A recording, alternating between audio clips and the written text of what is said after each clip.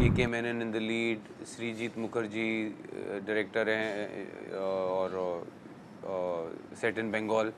मेरे लिए it was a immediate sell. ये डिटेक्टिव भी है और इसमें एक फन एलिमेंट भी है, एक ह्यूमर भी है, तो मुझे बहुत इंटरेस्टिंग लगा इसका एक combination. It's a great boon for everyone who is in the entertainment audio visual medium में कि that is just growing and growing exponentially. जितने माध्यम अलग अलग बनते रहेंगे ना, उतना फ़ायदा ही है। मैसेज है कि अगस्त 14 को रिलीज हो रहा है और प्लीज देखिए। इंडिपेंडेंस डे सेलिब्रेट करने का इससे बेहतर तरीका नहीं होगा कि हमारा अपना home grown detective Shekhar home के साथ आप गुजारें। एक एक्टर के पास जब ऐसी एक स्क्रिप्ट आती है जिसमें चीज़ें बहुत ठोस हो, बहुत मज़ेदार हो, तो जाहिर सी बात है कि वो अपने आप उसकी तरफ आकर्षित होता है और फिर वही हुआ मेरे साथ, मैंने हाँ कह दिया।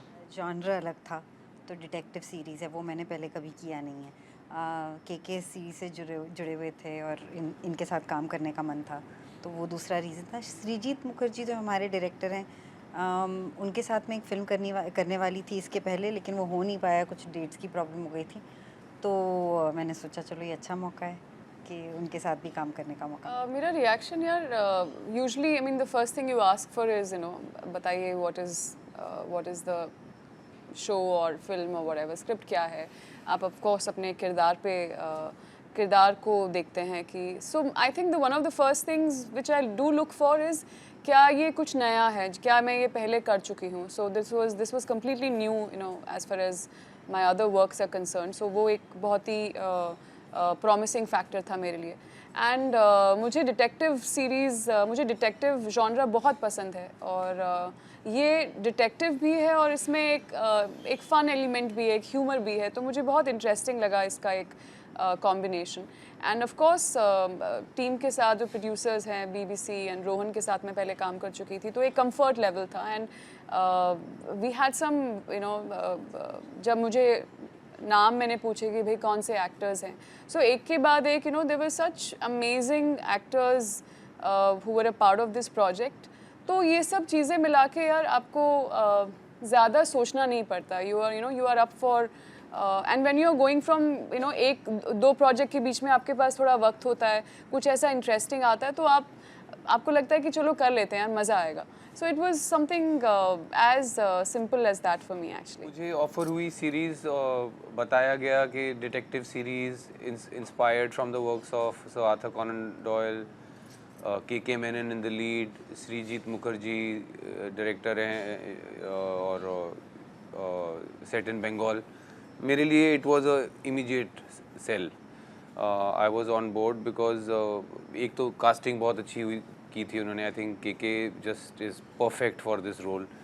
और फिर मुझे मौका मिल रहा था उनके साथ जुगलबंदी करने का, उनके साइड किक बनने का। So I was very excited because I have great respect for him as an actor, और मुझे लगा कि ये करने में मज़ा आएगा, we can make something out of it. So मेरे लिए शुरू से ही एक्साइटिंग था। जैसे के और आपने साथ में बहुत सारी मूवीज प्रीवियसली की है। जी, हमने कुछ फिल्में साथ की हैं, बट उनमें हम लोग इतना एक साथ नहीं थे। जैसे हनीमून ट्रैवल्स में इनका ट्रैक अलग था, मेरा ट्रैक अलग था। फिर एक और फिल्म हमने की थी जिसमें 4 कहानियाँ थीं, उसमें इनका ट्रैक अलग था। नाम क्या था मैं भूल रहा हूँ।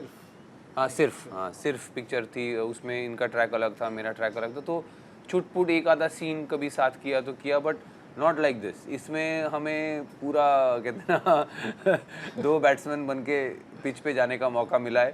So really enjoyed it and I am sure audience will also see that.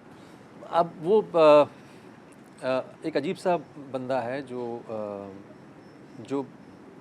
Unpredictable है, जिसके बारे में आप उंगली नहीं रख सकते हो। आपको लगता है कि अच्छा ये ऐसा करेगा तो ऐसा नहीं करेगा, वो सारी चीज़ें हैं। बट वो सारी चीज़ें मुझे अंदर से लाना पड़ रहा था। वो that was the interesting part. मुझे लगता था कि ये सेम चीज़ जो है वो क्राफ्ट में कर सकता हूँ, बट उसमें मज़ा नहीं था। तो वो जिस जगह पे थे हम लोग और जिस स्पेस में थे, उसमें मुझे बहुत मज़ा आया ये किरदार को निभाने में। और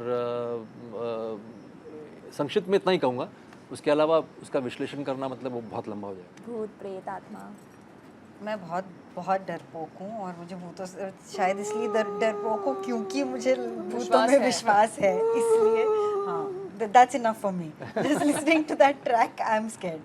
So हाँ, Would you ever do a horror film? I've done a horror show. Would you love to do? हाँ, कौन सा वाला? अधूरा. Oh, okay. हाँ, प्राइम के लिए. But when you're working on a show, so you don't feel scared, as all of us know. उस समय you have to try and feel things that you normally feel. Yeah. लेकिन हाँ, so हाँ, मुझे भूतों में विश्वास है. Honestly, there's nothing much I can talk about Mumtaz के बारे में, क्योंकि मुझे भी ज़्यादा नहीं पता है उसके बारे में.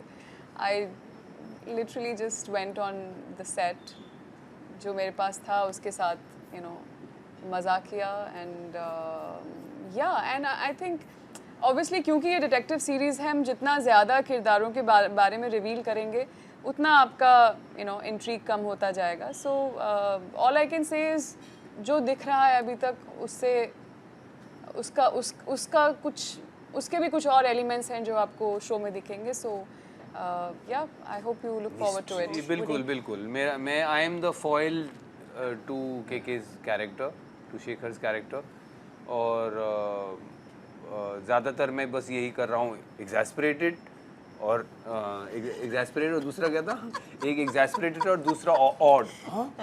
एक था एक ये क्या कह रहे हो शेखर, और दूसरा शेखर वाओ. सो ज़्यादातर मैं यही कर रहा हूँ, बट कुछ बहुत अच्छे मोमेंट्स हैं हम दोनों के बीच में. और मेरा कैरेक्टर मैं यही बोलूँगा, मतलब थोड़ा सा एज सिंपलटन शुरू होता है, but finally he kind of comes into his own. पता लगता है that he is not as simple as he looks, के इसमें भी कुछ है. वैसे किसी का था कि डिटेक्टिव बनते हैं? हाँ, मैं फेज़ मेरा था पूरा डिटेक्टिव बनने का. पूरा डिटेक्टिव किट भी मेरे लिए ख़रीदा गया था. वो बात और है कि मेरे लिए डॉक्टर किट भी खरीदा गया था एक बार. शायद इसीलिए मैं एक्टर बनाऊँ जहाँ पे सब किट्स खरीद के. सो डेफिनेटली एक मेरा फेज़ था. रीडिंग में भी हार्डी बॉयज़ पढ़ना, सर आर्थर कॉनन डॉयल की किताबें पढ़ना, जो Sherlock Holmes series. So strong phase था मेरा एज डिटेक्टिव. मैं अक्सर ये उदाहरण लोगों को देता हूँ. मतलब I am bit of a dinosaur as far as this business is concerned. मेरा करियर 90s में शुरू हुआ जब ये सेट है. तो वो टाइम पे टीवी का एडवेंट हुआ था. तो लोग कहते थे अब तो थिएटर बंद हो जाएंगे, अब तो घर पे लोग सिर्फ टीवी देखेंगे, उनके पास आ गए 4 चैनल. बट वो नहीं हुआ. Theatres kept flourishing. फिर 60 चैनल हो गए. तो लोगों ने बोला अब तो टीवी की, अब तो थिएटर गए, अब तो कोई नहीं जाएगा, 60 चैनल है, कौन देखने वाला है.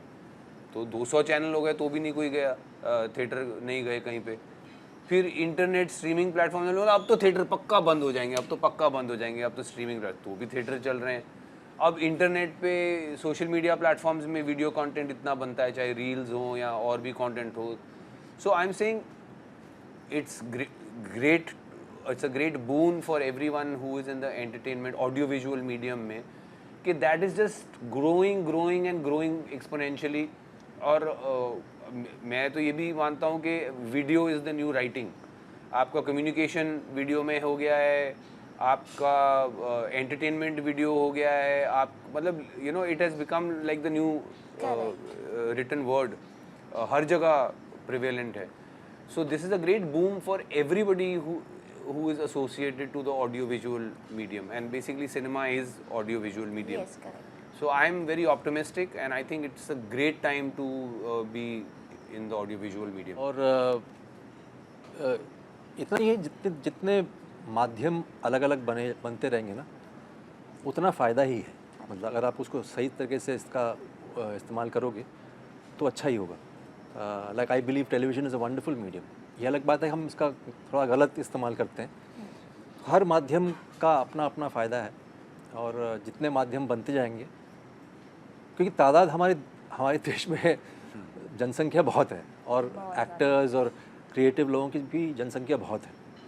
तो ज़रूरी है कि माध्यम उतने बने ताकि हर जगह आपको कुछ अच्छा देखने को मिले. साथ ही बुरा भी देखने को मिलेगा, वो एक आता ही है हमेशा.